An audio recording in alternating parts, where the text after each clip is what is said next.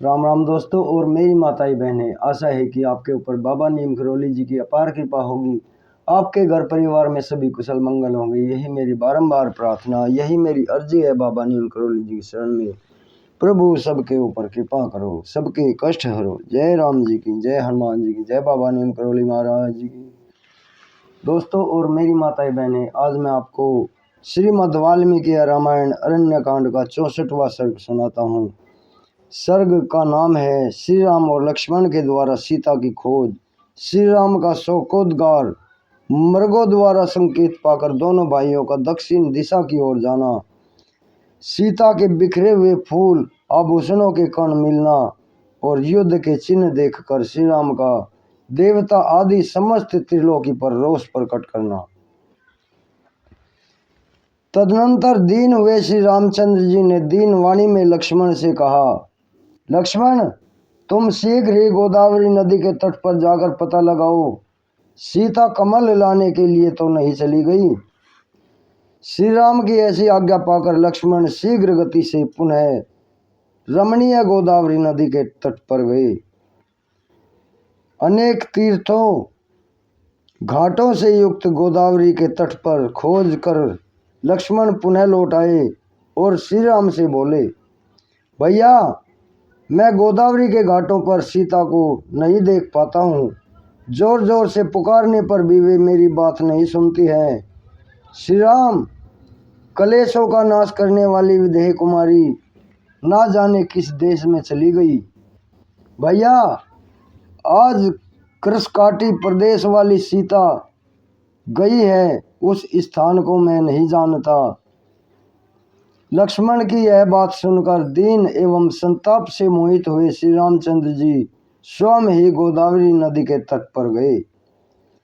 वहां पहुंचकर श्री राम ने पूछा, सीता कहाँ है? परंतु वध के योग्य राक्षस राज रावण द्वारा हरी गई सीता के विषय में समस्त भूतों में से किसी ने कुछ नहीं कहा। गोदावरी नदी ने भी श्री राम को कोई उत्तर नहीं दिया। तदनंतर वन के समस्त प्राणियों ने उन्हें प्रेरित किया कि तुम श्री राम को उनकी प्रियता का पता बता दो। किंतु शोकमग्न श्री राम के पूछने पर भी गोदावरी ने सीता का पता नहीं बताया। दुरात्मा रावण ने उस रूप और कर्म को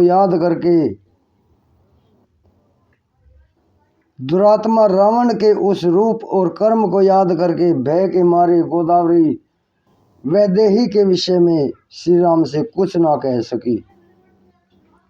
सीता के दर्शन के विषय में जब नदी ने उनसे पूर्ण निराश कर दिया, तब सीता को ना देखते हुए कष्ट में पड़े हुए श्री राम सुमित्रा कुमार से इस प्रकार बोले, लक्ष्मण, यह गोदावरी नदी तो मुझे कोई उत्तर नहीं देती है। अब मैं राजा जनक से मिलने पर उन्हें क्या जवाब दूंगा? जानकी के बिना उनकी माता से मिलकर भी मैं उनसे अप्रिय बात कैसे सुनाऊंगा? राज्यहीन होकर वन में जंगली फल मूलों से निर्वाह करते समय भी जो मेरे साथ रहकर मेरे सभी दुखों को दूर करती रहती थी, वह विदेह कुमारी कहाँ चली गई? बंधु बांधवों से मेरा बिछोह हो ही गया था, अब सीता के दर्शन से भी मुझे वंचित होना पड़ा। उसकी चिंता में निरंतर जागते रहने के कारण अब मेरी सभी रातें बहुत बड़ी हो जाएंगी।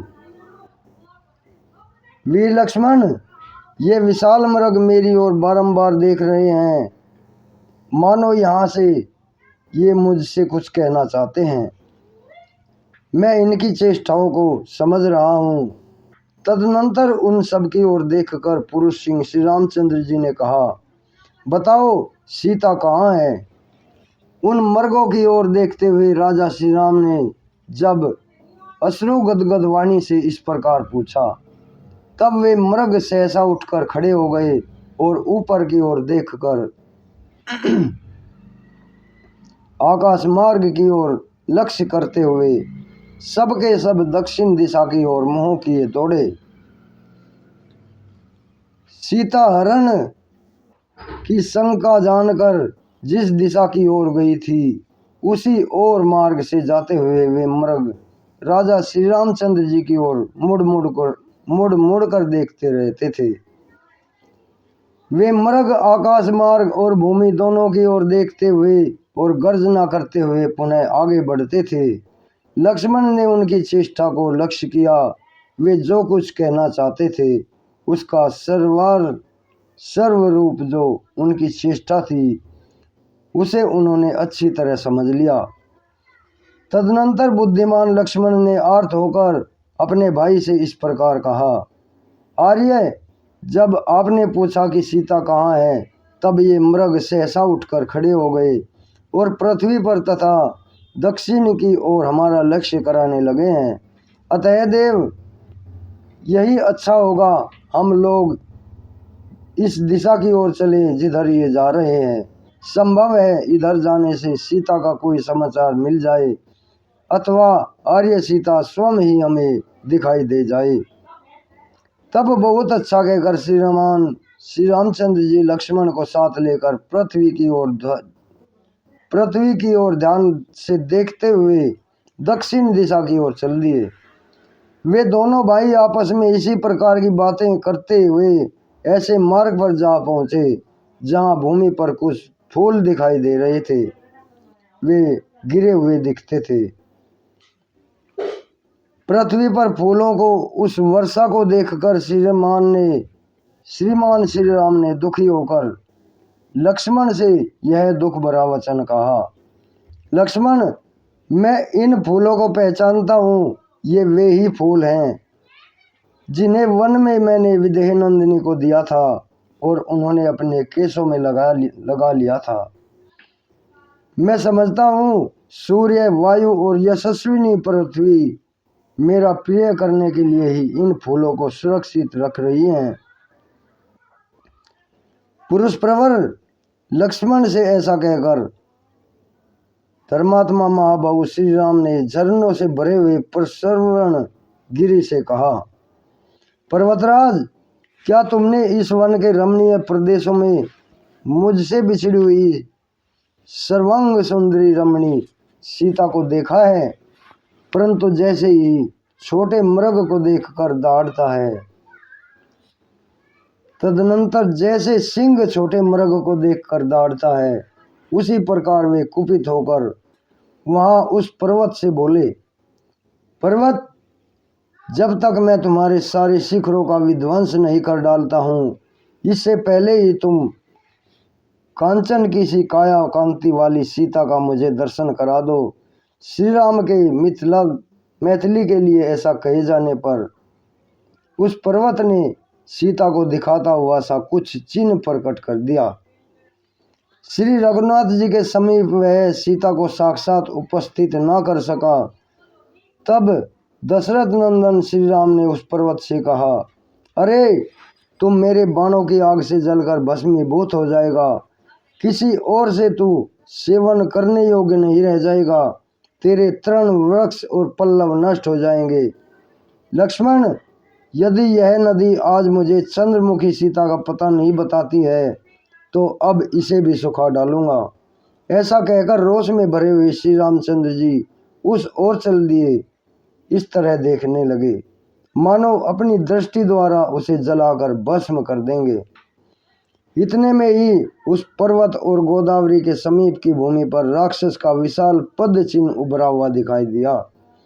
साथ ही राक्षस ने जिसका पीछा किया था और जो श्री राम की अभिलाषा रखकर रावण से भय से संतप्त होकर इधर उधर भागती फिरी थी, उन विदेह कुमारी सीता के चरण चिन्ह भी वहां दिखाई दिए। सीता और राक्षस के पैरों के निशान, टूटे धनुष, तरकस और छीन भिन्न होकर अनेक टुकड़ों में बिखरे हुए रथ को देखकर रामचंद्र जी का हृदय घबरा उठा। वे अपने प्रिय भ्राता सुमित्रा कुमार से बोले, लक्ष्मण, देखो, ये सीता के आभूषणों में लगे हुए सोने के घुंघरू बिखरे पड़े हैं। लक्ष्मण, उसके नाना प्रकार के हार भी टूटे पड़े हैं। देखो, यहाँ की भूमि सब ओर से स्वर्ण की बूंदों के समान विचित्र रक्त बूंदों से रंगी दिखाई देती है। मुझे तो लगता है, ऐसा मालूम होता है कि इच्छानुसार रूप धारण करने वाले राक्षसों ने यहाँ सीता के टुकड़े टुकड़े करके उसे आपस में बांटा और खाया होगा। लक्ष्मण, सीता के लिए परस्पर विवाद करने वाले दो राक्षसों में यहाँ घोर युद्ध भी हुआ होगा। सौम्य, तभी तो यहाँ पर यह मोती और मणियों से जड़ित एवं विभूषित किसी का अत्यंत सुंदर और विशाल धनुष खंडित होकर पृथ्वी पर पड़ा है। यह किसका धनुष हो सकता है? वत्स, पता नहीं है राक्षस का है या देवताओं का। यह प्रातःकाल के सूर्य की भांति प्रकाशित हो रहा है तथा इसमें वैदुर्य मणि नीलम के टुकड़े जड़े हुए हैं। उधर पृथ्वी पर टूटा पड़ा एक सोने का कवच मिला, न जाने वह किसका था। दिव्य मालाओं से सुशोभित वह 100 कामनियों वाला छत्र किसका है? इसका डंडा टूट गया है, यह धरती पर दिखाया गया है और यह धरती पर गिरा दिया है। इधर ये पिशाचों के समान मुख वाले भयंकर रूपधारी गधे मरे पड़े हैं। इनका शरीर बहुत ही विशाल रहा है। इन सब की छाती में सोने के कवच बंधे हैं। ये युद्ध में मारे गए जान पड़ते हैं। पता नहीं ये किसके थे तथा संग्राम में काम आने वाले यह किसका रथ पड़ा है। इसे किसी ने उलटकर गिराकर तोड़ डाला है। सम्रांगण में स्वामी को सूचित करने वाली ध्वजा भी इसमें लगी है। यह तेजस्वी रथ प्रज्वलित अग्नि के समान दमक रहा है। ये भयंकर बाण जो यहाँ टुकड़े टुकड़े होकर बिखरे पड़े हैं, ये किसके हैं? इनकी लंबाई और मोटाई रथ के धुरे के समान प्रतीत होती है। इनके फल भाग टूट गए हैं और ये स्वर्ण से विभूषित हैं। लक्ष्मण, उधर देखो, ये बाणों से भरे हुए 2 तरकस भी पड़े हैं जो नष्ट कर दिए गए हैं। यह किसका सारथी मरा पड़ा है जिसके हाथ में चाबुक और लगाम अभी भी तक मौजूद है? सौम्य, यह अवश्य ही किसी राक्षस का पद चिन्ह दिखाई देता है। इन अत्यंत क्रूर हृदय वाले काम रूपी राक्षसों के साथ मेरा वैर 100 गुना बढ़ गया है। देखो, यह वैर उनके प्राण लेकर ही शांत होगा। अवश्य ही तपस्विनी विदेह कुमारी हर ली गई है, मृत्यु को प्राप्त हो गई अथवा राक्षसों ने उसे खा लिया। इस विशाल वन में हरी जाती हुई सीता की रक्षा धर्म भी नहीं कर रहा है। सौम्य, जब विदेह नंदिनी राक्षसों का ग्रास बन रही होगी, उनके द्वारा हर ली गई या कोई सहायक नहीं हुआ, तब इस जगत में कौन ऐसे पुरुष हैं जो मेरा प्रिय करने में समर्थ हों? लक्ष्मण, जो समस्त लोगों की सृष्टि पालन और संहार करने वाले त्रिपुर विजय आदि शौर्य से संपन्न महेश्वर हैं, वे भी जब अपने करुणामय स्वभाव के कारण चुप बैठे रहते हैं, तब सारे प्राणी उनके ऐश्वर्य को न जानने से उनका तिरस्कार करने लग जाते हैं। मैं लोकहित में तत्पर हूँ, युक्त चित्त जितेंद्रिय तथा जीवों पर करुणा करने वाला हूँ। इसलिए ये इंद्र आदि देवेश्वर निश्चय ही मुझे निर्बल मान रहे हैं, तभी तो इन्होंने सीता की रक्षा नहीं की है। लक्ष्मण, देखो तो सही, यह दयालुता आदि गुण मेरे लिए आकर दोष बन गए हैं। तभी तो मुझे निर्बल मानकर मेरी स्त्री का अपहरण कर लिया गया है। अतः अब मुझे पुरुषार्थ ही प्रकट करना होगा। जैसे प्रलय काल में उदित हुआ महान सूर्य चंद्रमा की ज्योत्सा चांदनी का संहार करके प्रचंड तेज से प्रकाशित हो उठता है, उसी प्रकार अब मेरा तेज आज ही समस्त प्राणियों तथा राक्षसों का अंत करने के लिए मेरे उन कोमल स्वभाव आदि गुणों को समेटकर प्रचंड रूप में प्रकाशित होगा। यह तुम भी देखो। लक्ष्मण, अब ना तो यक्ष, ना गंधर्व, ना पिशाच, ना राक्षस, ना किन्नर और ना ही मनुष्य ही चैन से रहने पाएंगे। देखना, थोड़ी देर में ही आकाश को मैं अपने चलाए हुए बाणों से भर दूंगा और तीनों लोकों में विचरने वाले प्राणियों को हिलने डुलने भी ना दूंगा। ग्रहों की गति रुक जाएगी, चंद्रमा छिप जाएगा, अग्नि मरुदगण तथा सूर्य का तेज नष्ट हो जाएगा, सब कुछ अंधकार से आच्छन्न हो जाएगा। पर्वतों के शिखर मत डाले जाएंगे, सारे जलाशय नदी सरोवर आदि सूख जाएंगे, वृक्ष लता और गुल्म नष्ट हो जाएंगे, समुद्रों का भी नाश कर दिया जाएगा।